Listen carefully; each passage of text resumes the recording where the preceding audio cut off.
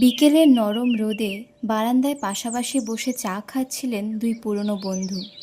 গল্প করতে করতে হঠাৎ তাদের কথা চলে গেল ছোটবেলার দিনে। আমাদের ছোটবেলায় এত কিছু ছিল না, তবুও কি আনন্দেই না থাকতাম।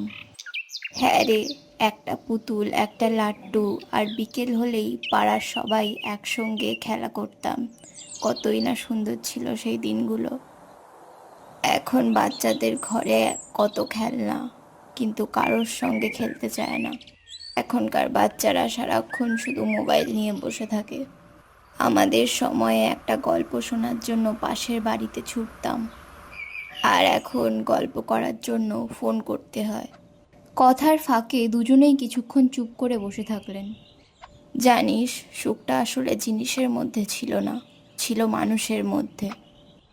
একদম ঠিক বলেছিস রে। দুজনের মুখে তখন মিষ্টি একটা হাসি।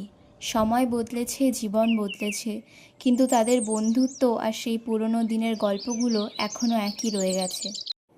এমন সুন্দর সুন্দর ভিডিও পেতে সাবস্ক্রাইব করে বেল আইকনটা প্রেস করতে ভুলবেন না।